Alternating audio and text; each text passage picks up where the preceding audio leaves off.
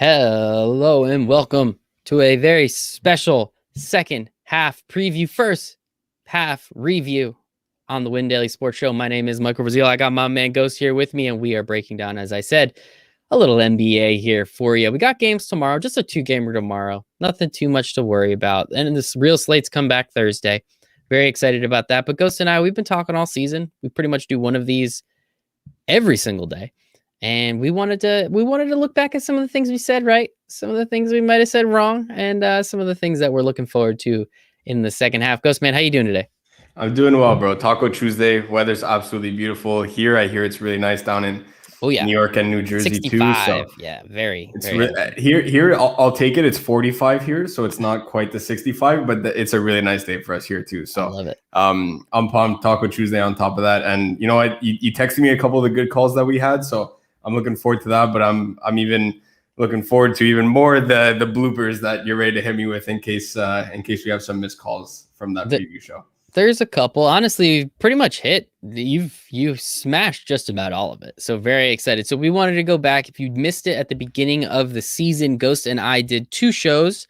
We did an MVP and Rookie of the Year show, which go over right now. Ghost was right. LaMelo Ball won. Halliburton has a chance, but he's probably not going to win out barring an injury. So we'll cross our fingers nothing happens there. But it was a great call. You loved Halliburton at the beginning of the year. I think he has the second best odds to win. Very much longer than LaMelo at this point because that dude's been bananas. But you were absolutely right there. Anthony Edwards sucks. James Wiseman wasn't going to do anything. He didn't do too much. So really not too much to worry about there. In terms of MVP, there's a little bit of a blooper later on. So we'll get back to that. But more importantly, we wanted to go over season totals and see what they looked like. So we gave you 10 season totals at the beginning of the year. That's a third of the league.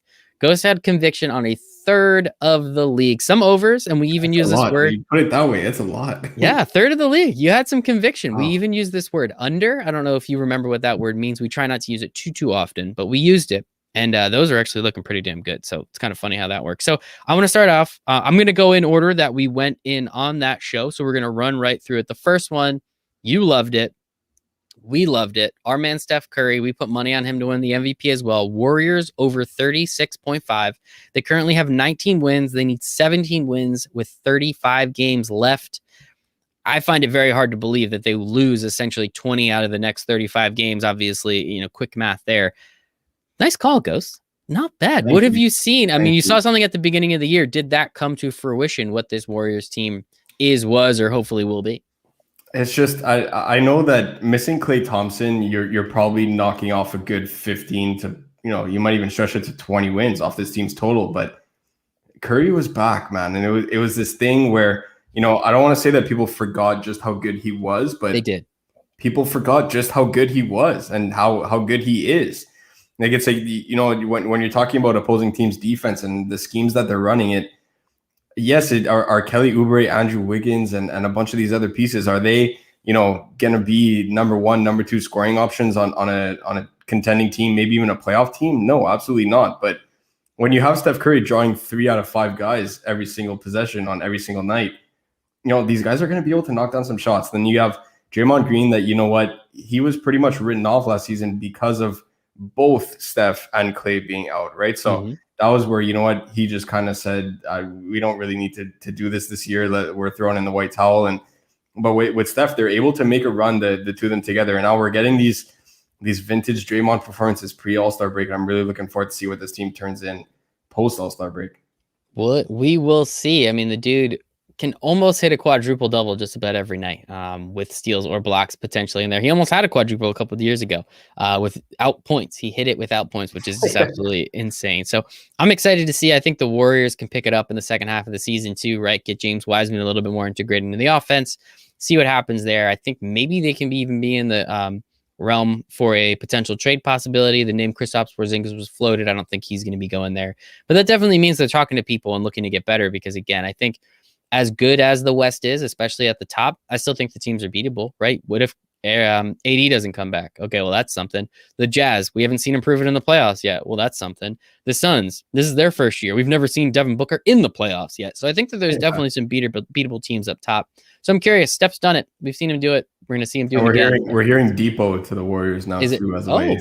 It's been getting some traction over the past 72 hours. So, that would give them that secondary ball handler that they so desperately need, because guys like Brad Wanamaker, that ain't it. And I don't know how else to describe it other than that. So that won't get the job done. But when we're talking about offsetting Curry and Depot, and then you have a little bit of more Steph Curry playing off the ball on top of that, like it suddenly changes this offense altogether. Love it. And we put our MVP tickets in on Steph too. Yeah. So make sure to get those in if you haven't already. The next one that you really, really loved, again, your second most favorite of all these bets, Celtics under 45.5. Looking back, that number is insanely big. I don't know why it was as big as it was. They have 19 wins. They're going to need 27 wins in their next 35 games, which would be an unbelievable 27-8. I mean, this Celtics team is not that good. So we're just counting down. Once they hit 9 losses, you could pop your bottle of champagne because you won that bet right there. As you said, they had nobody on the inside. Yes, they're a good team, but we'll see what happens. Kemba, we don't really know what we're going to get with him. You said all these things, and hey, man, I mean, we can't take our victory laps yet because crazier things have happened, but my goodness, I don't see them going 27-8 in their next 35. So take a bow, at least, I'd say at this point. Thank you. I really hope, you know what, it'd be nice to see them go 27-9, but you know what, I kind of obviously don't, because I want to catch that ticket. But at the same time, it's like, you know what, I never bet unders. We never bet unders. We're not here for unders. We just don't do that. But when I saw this number, I was like, man, do people legitimately think this is a top 3 team in the East? Yep. Like, what outside of Jason Tatum? Like, you still have to give this guy, like, I think he's 19 years old or 20 years old. I think he's been 19 for like the last 3 years at this point. So like, I don't know how old he is, but it's almost like Devin Booker. When you see Devin Booker's 23 or 24 years old, and you're like, this guy's been in the league for like the past 16 years. So like, I don't know how he's only 24. It's kind of like that with Jason Tatum, where he came onto the scene like so quick and so strong, where he just kind of ended up taking over. I don't want to say take over the league by storm, but he really ended up making an impact for his franchise. But this is not a 45 to 50 win team, even in the East. It's not possible. You got to give Jaylen Brown and Jason Tatum at least one other piece outside of Kemba Walker, because this is not Kemba from 5 years ago. And you know what, you got to give them a couple of years under their belt to get that pedigree up and really start getting these calls and whatnot. So I thought it was way too high. I still think it's way too high, and obviously it's hoping to pay off to fruition here, but no interior defense whatsoever. Tristan Thompson, I don't know what they were planning on doing with that offseason acquisition. I don't know what exactly the goal was there by pairing him with Daniel Tice, but this team ain't it. Give me 35 minutes of Robert Williams, and then, you know, I would have bumped their total up a little bit, but playing Robert Williams 15 minutes when TT and Daniel Tice are out there the entire time, no thank you. It's not a good look. The Celtics team does not look like they're going too far. They're going to make the playoffs, in my assumption, especially now that there's 10 teams that get into the playoffs, at least for those bottom 4 being those play-in games. But yeah, man, I mean, honestly, I think it'd be hard to see this team winning 46 games in an 82-game season. I think it would actually be pretty close. I think that line is a little bit better. I don't think there's any shot that they win 40 games this year. I find that very hard to believe. So we'll see what happens. Shout out to the Celtics. Shout out to you. Those are 2 that I'm pretty confident in that you have set. This next one, you might have got a little homerism in you. We took the Raptors over 41.5. I listened back to the show. You thought that they were going to be able to do something defensively, figure it out, especially on the interior. That has not come to fruition yet this season. They have 17 wins. They need 25 wins over their next 37 games. So a little easier than the Celtics, but it's going to be difficult, man. I don't see this team cracking 40 wins, honestly, this year. 40 wins.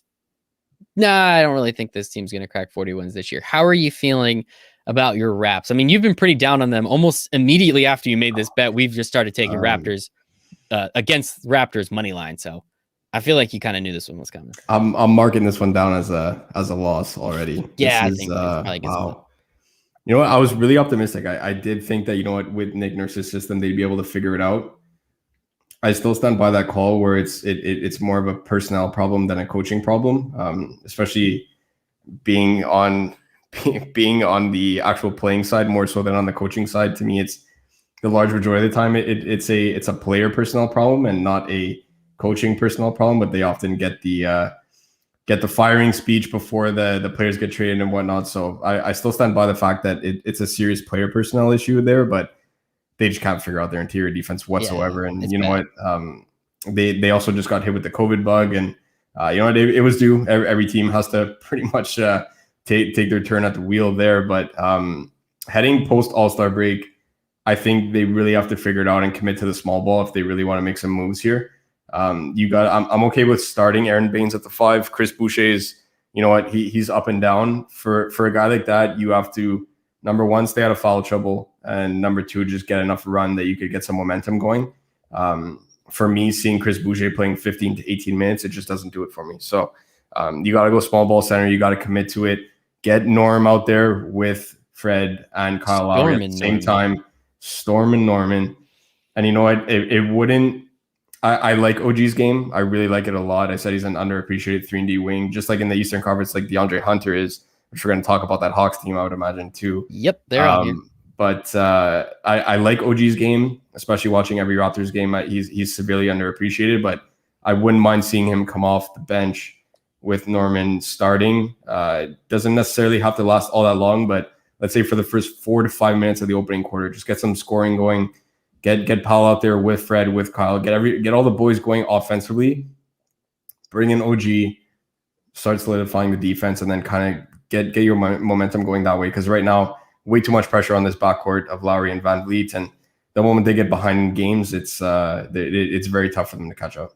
So you went the route of how to fix the Raptors. A lot of other people are going the route of how to blow up the Raptors. I've seen Pascal Siakam in trade talks, which I think is absolutely ridiculous. Dude just signed a max extension, if I'm not mistaken, just last year. Yeah. I don't think he's going anywhere. Fred just signed his huge deal. But the one that is legitimately on the table is Kyle Lowry. He's in the last year of his contract, if I'm not mistaken, if not second to last, right? His last year? Yeah, it's his last year. And it's actually one name it's been out there, but not as much as Kyle Lowry. Obviously, people are saying Kyle Lowry to the Sixers, right? That's like everywhere you look now, people are saying Kyle Lowry to the Sixers.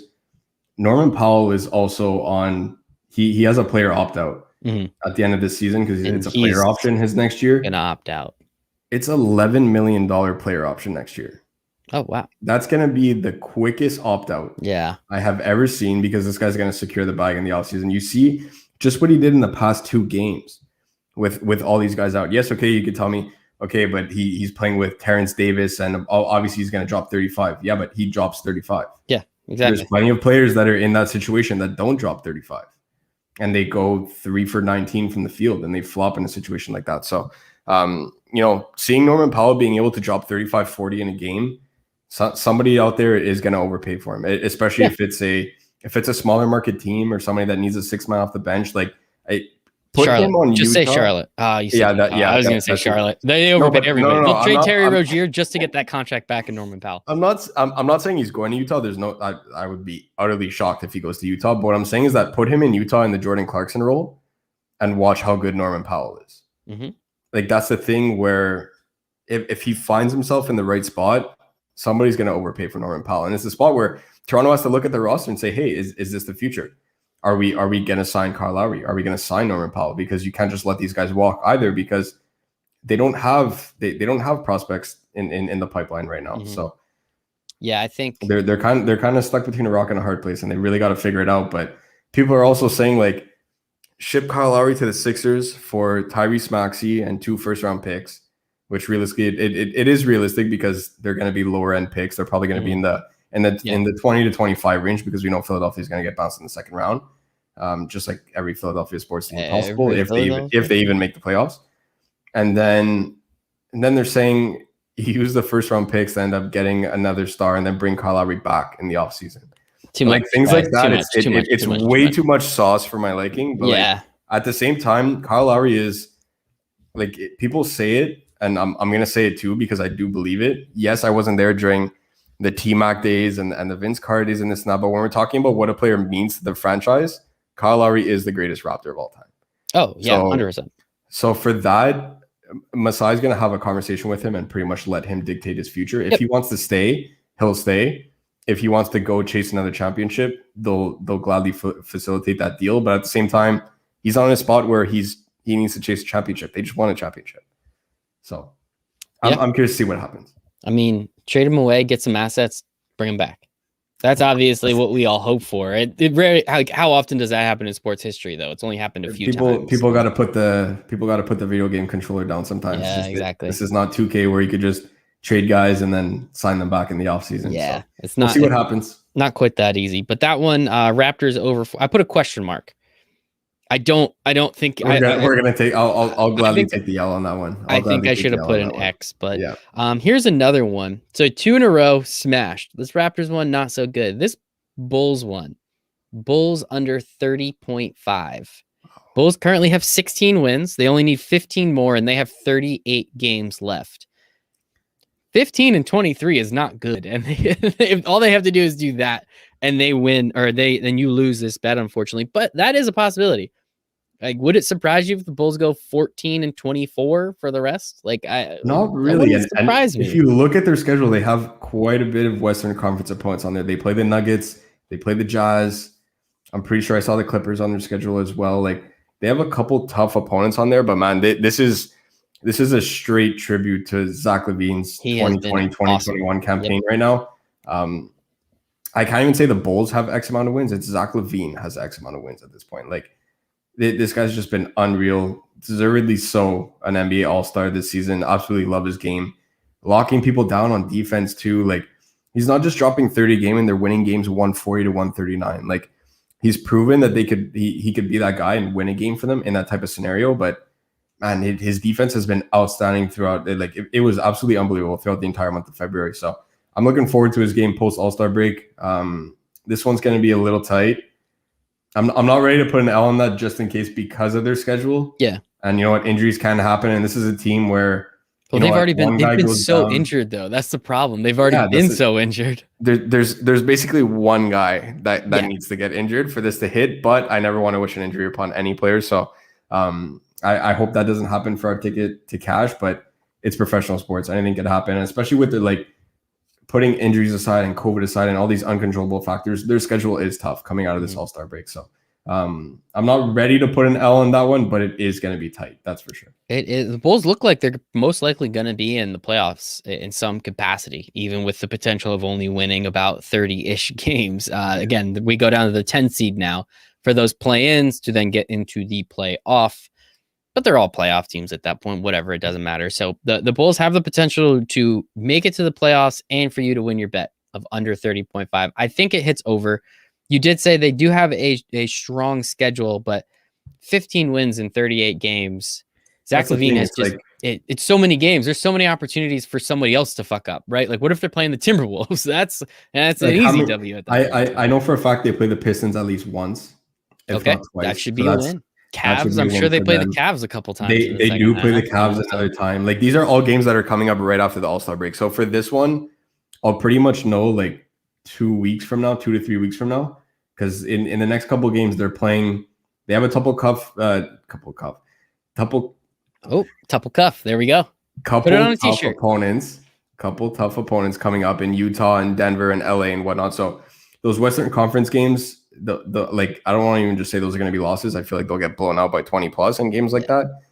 But at the same time, their next string of games comes against the Cavs, the Pistons, like some really, really bad basketball teams. So we'll pretty much know our fate on this one within the next 2 to 3 weeks, I'll say. Yeah, if they have a nice stretch of if they win, say 3 or 4 games in those next 2 weeks, that makes this significantly easier. So we will know. I put a meh face next to it. So no check mark, no question mark, nothing. Just see what happens.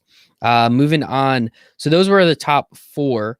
Moving on, we have a couple more, 6 more. We have the Hawks under 36.5. You and I spoke about it on the show. They won the offseason. They got Gallo. They brought in Bogdanovich. They did all this stuff. I think I'm forgetting someone as well. They brought in Gallo. Okay. Chris Dunn. But he's been hurt all year. Yeah, that sucks. And Clint Capella was coming back after injury of who knows how many. They won the off season 36.5. All they need to do is go one game above 500. How easy could that possibly be? They currently sit with 16 wins. They need 21 wins in their next 36 games. So 21 and 14 isn't ridiculous, but they've already fired their coach. Turns out they got some player problems somewhere in there. John Collins is on the trade block. I wouldn't be surprised if a lot of those other dudes are on the trade block. Cam Reddish hasn't been very good. Trae Young's been solid, not incredible superstar that we were hoping for. Hawks under 36.5. I put a check mark, but how do you feel about it? 16 wins, need 21 in their next 36. I'm pretty confident in that one. And you know what? Now I like hearing you say it out loud. It kind of like it kind of makes me remember why people are like, hey, you're saying that they won the offseason, but you're taking the under on their win total. And we said that there's going to be a ton of growing pains here. This is a very, very young roster. And yes, okay, Rondo is going to be a nice mentor to Trae Young and develop his game, but this is a really young roster and a ton of guys playing not only for the first time in the calendar year because of injuries, but they're all playing the first time together. Like I didn't see it. The hype was way too strong for me. I get that, you know what, and we saw games early on. They were playing Brooklyn Nets games and they were reaching totals of 286 and 290 and this and that. And we're smashing overs. We're hitting them hitting them in DFS and whatnot. Like it's wow, we're hitting these Atlanta games left and right. But you know what, from a long-term standpoint with these Atlanta Hawks, I didn't see it this year. And I'm pretty confident in this one that, you know what, the under will hit. Firing the coach, it could go two ways. You either have a ton of egos now flying around. You get guys that, you know what, players all of a sudden think that they could become coaches and start overriding plays and whatnot. Or they comes in and it's a new voice and it's, you know what, it's hard practices. It's good practices for the first time in a long time. But right now, I think it's more of the former than the latter, and I'm sticking to the under on this one. Yeah, I don't think this one's. I think you don't have too much to sweat here, especially if they come out of the break and lose a couple games. I think you're going to get a lot of guys that just don't care anymore. Even with as bad as the East is, they're towards the bottom of it, unfortunately. And I don't think there's really any reason. They're sitting in the 11th spot right now. Like I think Chicago actually has the play-in spot. Over them. Chicago is technically Chicago is in the playoffs right now. Yeah, Zach LaVine is beating your roster. Yikes. If we're comfortable with the Bulls under 30.5, 36.5 for the Hawks, same amount of wins for both teams, 16. So not looking so good for the Hawks. I don't think you have anything to sweat or worry. Unders. Surprised I took that many unders. Well, don't worry. We're getting to a nice stretch here. There was three teams in the West that you felt similarly about. You had the caveat, 2 of the 3 will hit. We don't know which 2, but very confident. They all had similar totals. And obviously, when you get teams that have similar totals, some are going to hit, some aren't. Suns 38.5, Blazers 41.5, Mavs 42.5. You took the over on all of them. Suns, your reasoning, obviously. You got the point guard, Chris Paul. That one's looking good. They already have 24 wins. They need 15 in their next 37. So I don't see the Suns going 14 and 24. I don't really see that happen. Yeah, I don't think so. So I think that one's pretty comfortable.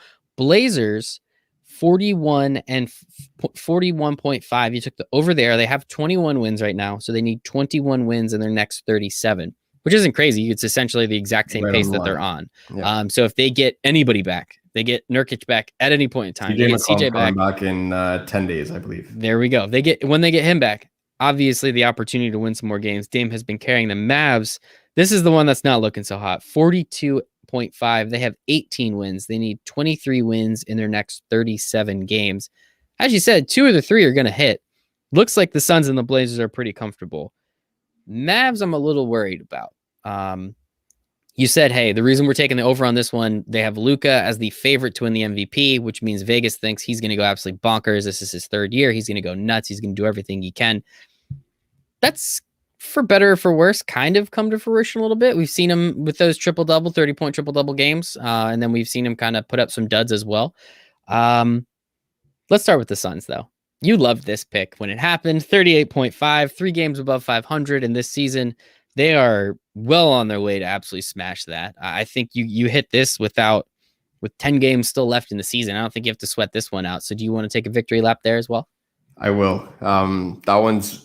This was probably one of the most important ones to me because I don't want to say I went out on a limb because it wasn't too crazy, but it was crazy at the time. Yeah. So now looking back, I was like, there's no way. You're crazy. This doesn't make any sense at all. And we actually said Phoenix is going to be a top 4 seed in the West. Oh. And I said book it as a crazy dad joke at the end of the stream because of Devin Booker and how much I love watching Devin Booker play and the point guard. it's not looking that bad right now. I do think Phoenix ends up as a top 4 seed. I think they have home court in the playoffs. I love watching this team. I will gladly take a victory lap on this one. This one's going to be a very confident W right now. Does the Booker injury worry you at all? It's just a little twisted ankle. It's nothing too serious, so I don't think it's too big a deal. But how do you feel about it? Thing where it's like, you know what, this team has surprising depth. Where guys like Cam Johnson, you know what, even their front court, are these guys the impact games? Are they the Joel Embiids? Are they the Nikola Vucevic's, the Nikola Jokic's, and the this and the that? No, none of them are. But you know what, Kaminsky, Saric, Ayton, they get the job done. And you know what? They have Jay Crowder out there too, Cam Johnson off the bench. Like they have enough depth where, you know what, a guy like Devin Booker goes down, it's a big hole to fill.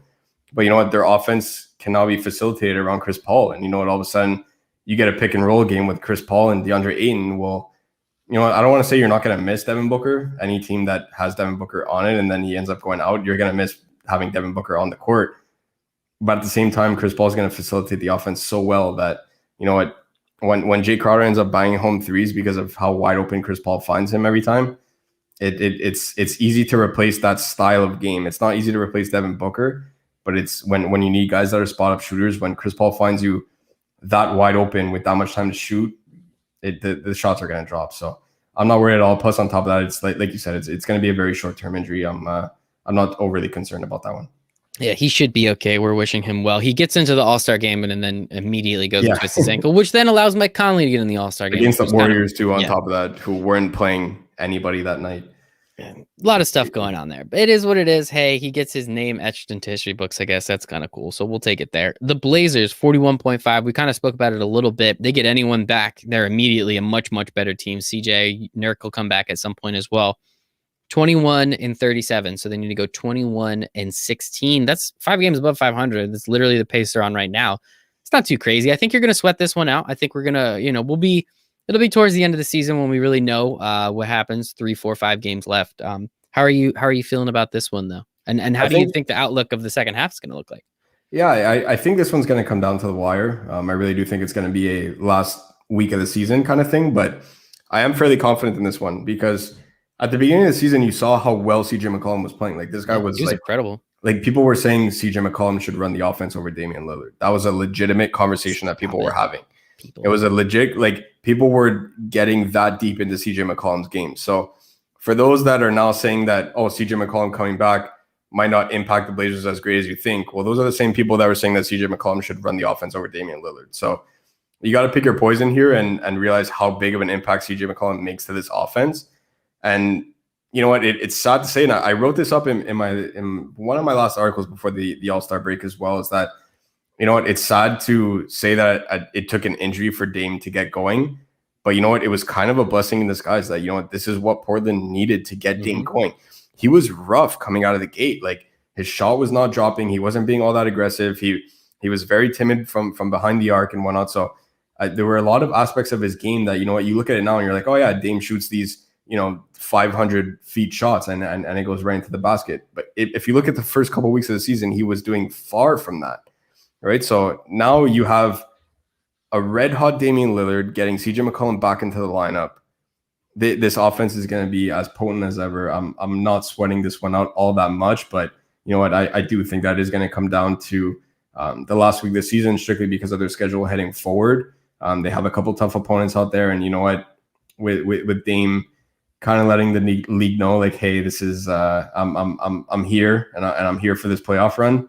People are going to start to key in on him. But if CJ can pick up that slack, and you know what, all of a sudden it's not Gary Trent taking those shots, and it's CJ McCollum, this offense is very scary looking forward. Exactly. When you slot the number 2 player back into a team, not only does it add him, but it also takes away the shots from the number 8 player and the number 7 player, which, hey, they did great. Look, they have 21 wins. They're above 500. They're doing really well in a tough West.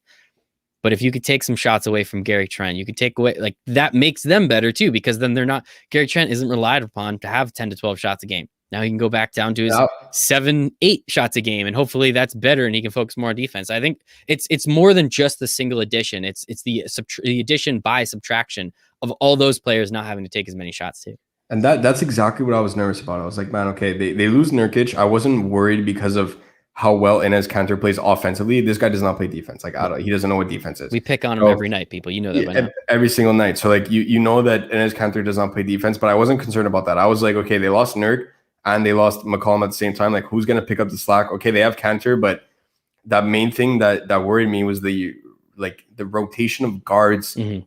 If not only Gary Trent, like behind him as well. I was like, man, guys like Rodney Hood, like, do they have any gas left in the tank? And then you have Melo turning in these vintage performances where he dropped, I think he dropped like 25 the other night. Like just seeing guys like that being able to pick up the slack.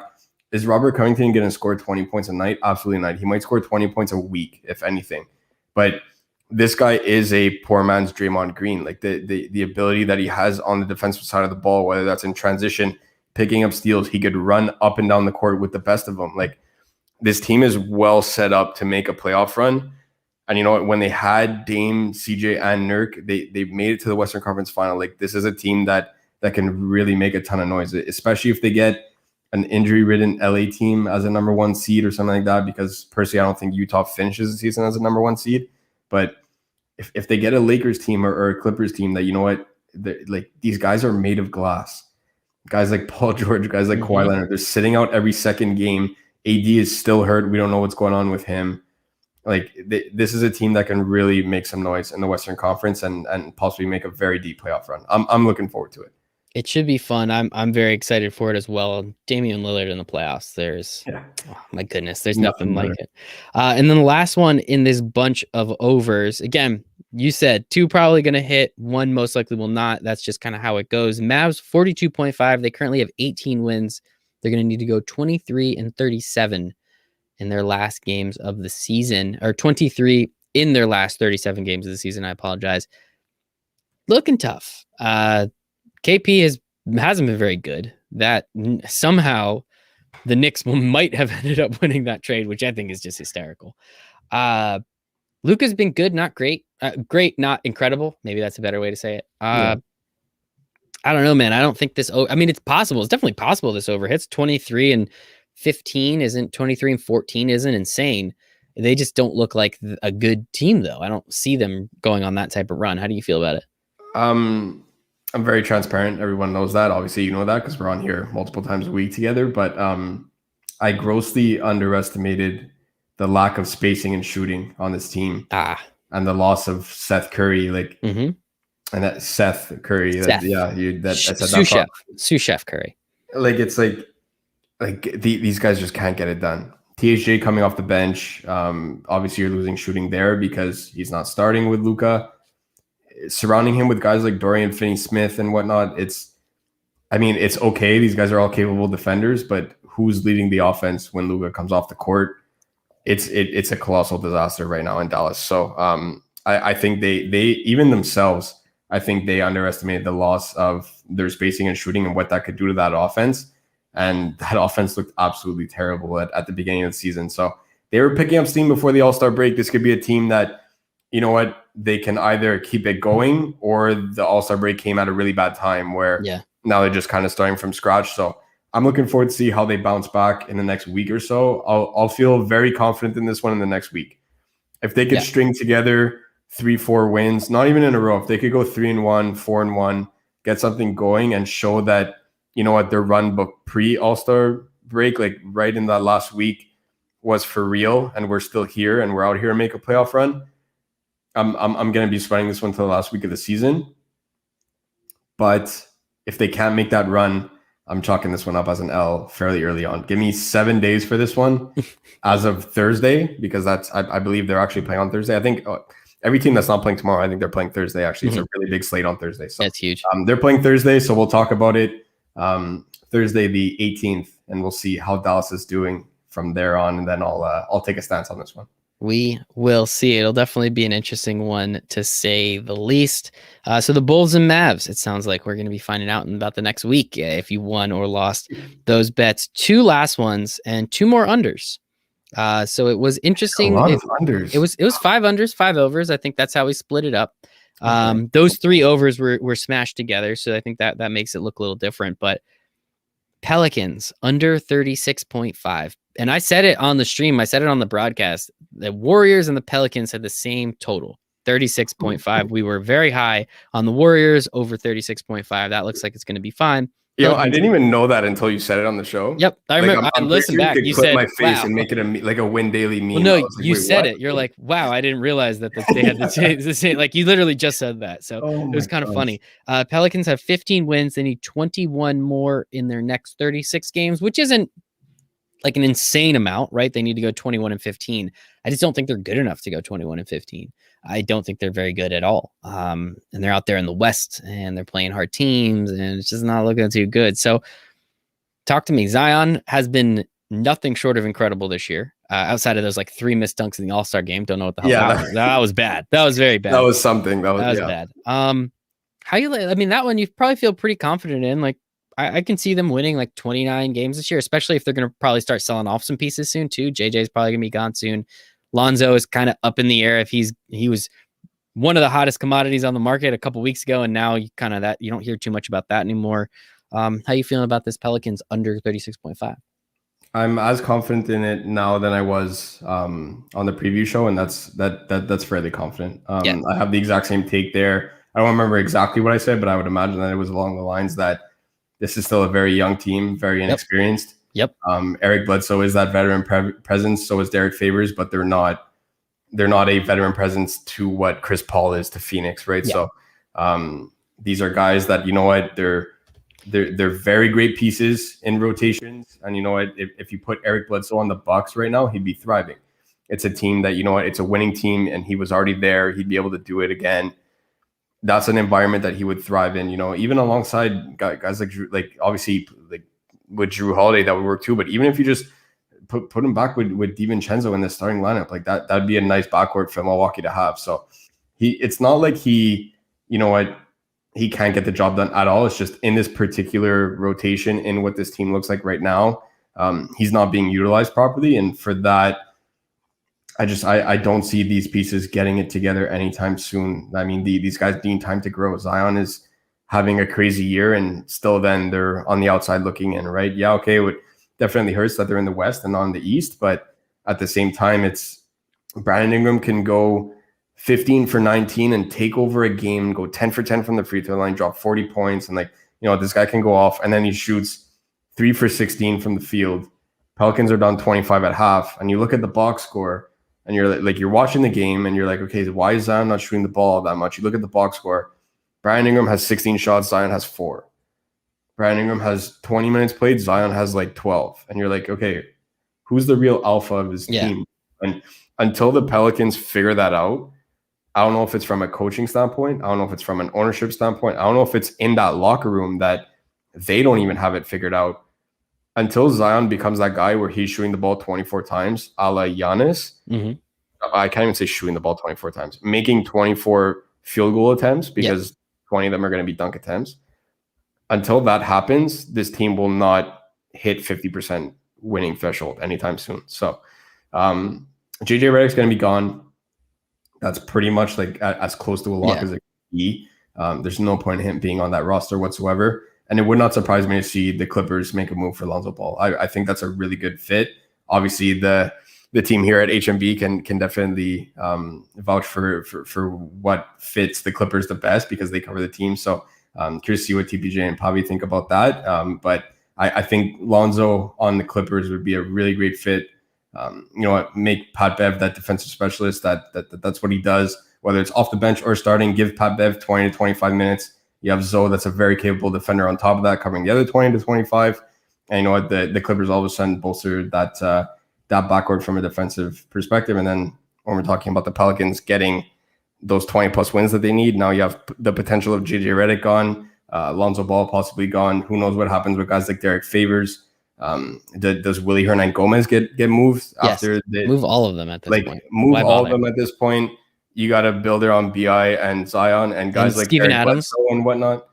Yeah, just call Sam Presti. Like give him a first round pick to take his contract back. Take him back. Just find a way to give Sam Presti a first round pick and he'll do it. You know what I mean? Like, so it's just these guys are not it. You gotta as tough as it is that you just acquired all these guys, you got to blow this up and build around Ingram. You build around Zion And you keep repeating that process until you find the right pieces and until you figure it out that Zion needs to be the one shooting the ball 24 times and not Brandon Ingram.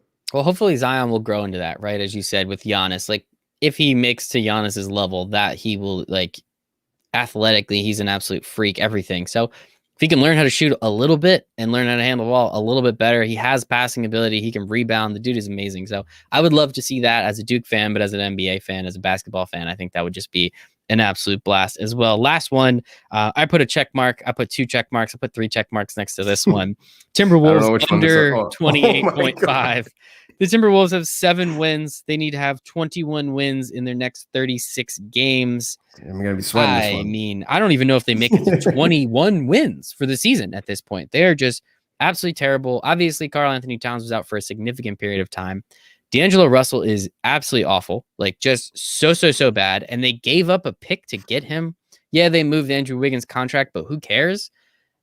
I don't understand. Like, so now it just looks even worse because now you have to deal with D'Angelo Russell for the next 3 years or next 2 years, I think, after this. Like, I don't know, man. This was just such a bad move, and this team's terrible. They fired their coach, but not only did they fire their coach, they hired a coach from another team who was in the city a couple days earlier. So they interviewed him while they like had the coach still there, and it's just like a really shitty situation, and it's not looking good.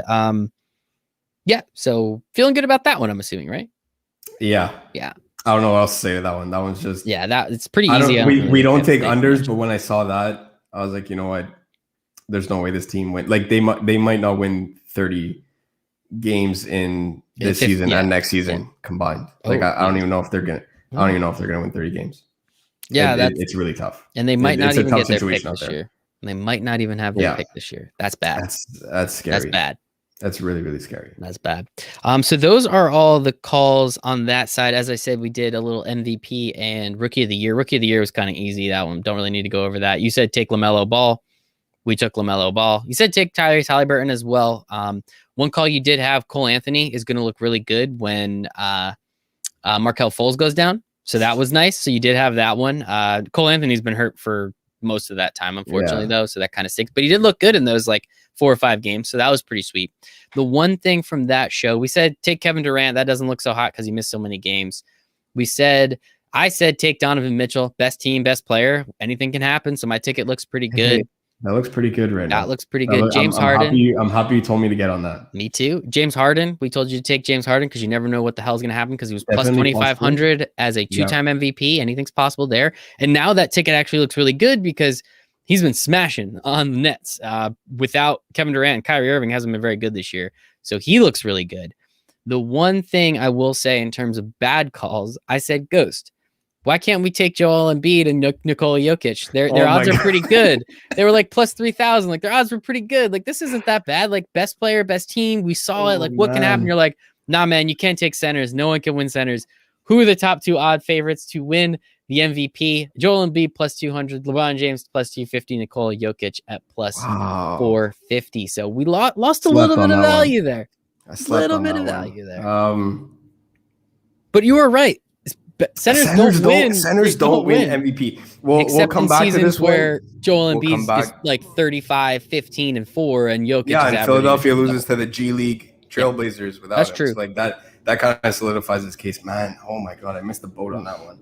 It happens, man. Okay, let's come back to this when the MVP gets announced. Because doesn't matter how we get there. Steph Curry plus 850, and I doubled down when it was plus 2,200 when he told me about that on the show. So I doubled down on that at plus 2,200. Now I see that plus anywhere from 1,800 to 1,600. So I see it at plus 2,000 here on DraftKings. So okay, nice. I have it at plus 18. The only like one of 2 books that works here, north of the border, of course. So line's trending in the right way. I like it. Warriors are gonna make some moves, and they're gonna make the playoffs. We're going to cash our futures bet there too. Steph wins MVP. And then I could come back and say, see, centers don't win. I love it. Oh man, I missed the boat on that one. Hey man, it happens. I did miss the boat on that one. You were incredible everywhere else. You were incredible everywhere else. I still don't think Joel Embiid wins the MVP because he's going to miss way too many games, especially with this COVID potential. It doesn't happen. Exactly. So it might not work. He's already missing Thursday. Is he might even miss more time, right? Because he has to be out at least a week. Ben Simmons is out 2 to 3 games, and Embiid's only been ruled out Thursday. Okay. Doesn't really make sense how that works, but no, because they both went to the same barber. So I don't know what's going on. But if he misses 2-3 games, that's and then 11, they're sitting games? pretty towards the standings, and you start sitting out these back-to-backs, all of a sudden you have that conversation where you could say, does Joel Embiid get MVP, even though he sat out because they're in a good playoff spot? If he's missing 15 games, can you give him MVP in a 72-game season? We actually just had that conversation a couple days ago. So we did. Go back and listen to that. One thing I will leave everybody with, Giannis plus 1,600. I mean, I know you don't think Milwaukee's the best team, but if they're in the top 2 seed and Giannis finished the last 50 games of the season, averaging 30 points, 15 rebounds, and 6 assists, we're going to look and say, like, dude, his statistics are undeniable. Joel Embiid missed 15 games. Kevin Durant didn't play half the season because he didn't want to. James Harden, yeah, he was great, but don't forget, he looked like dog shit and fat when he was in Houston. That still counts. 1,600. How quick did he shed that fat suit? Right? Yeah, he just took it off. Literally, just took it off. So Giannis plus 1,600. He started the season at plus 450. So looks good. If Giannis wins MVP, does my centers won't win MVP? Does that hold? Yeah, because he's won MVP twice now. He's not really a center. He's more power forward. Right? I'll allow it. Giannis plus 1,600. You'll allow it. Okay, good. Giannis good to plus 1,600. Let's get it. But the Pacers need to make the playoffs, first of all. Yes. Karis LeVert's coming back hopefully soon. Yeah, that should be fun. I can't wait to see that. Pacers are going to make some moves in the Eastern Conference in the playoffs. KD could get whoever he wants, the Blake Griffins, Andre Drummonds, whoever he wants. Pacers are going to make moves. So you're saying take Domantas Sabonis at plus 25,000 for the MVP? All I know is that I took Domantas Sabonis to win the skills competition as a joke. Yeah, I wish you told me. I should have taken it as a joke for you. I was even thinking about it. I was like, I'm just going to take him because Ghost loves him so much. Nope. Jason talked me into Chris Paul. I look like an idiot. Terrible. Day ending in Y, bet on Sabonis. It's 100% true. All the time. It really is. All the time. Guy's unreal.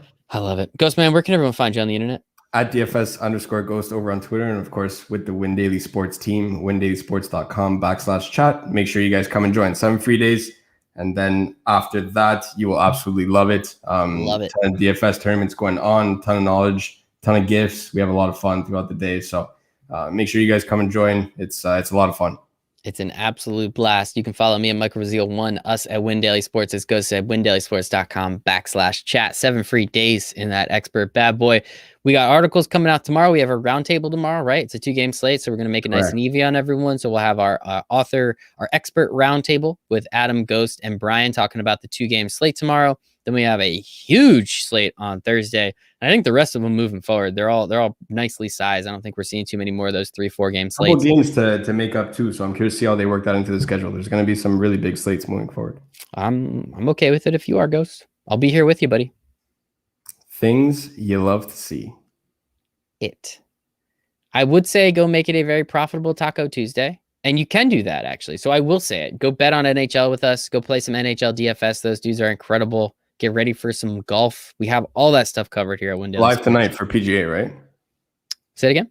Live tonight? Yes, there's a live tonight for PGA. And then we have our golf podcast coming out, the betting one that will be coming out as well with Sticks and Spencer. They're doing some incredible stuff. So all the shit that you guys need to make money, that is what we're here to do. For Ghost, for myself, for the Win Daily Sports and the HNB crew, we hope you make it a very profitable, see I said it, Taco Tuesday.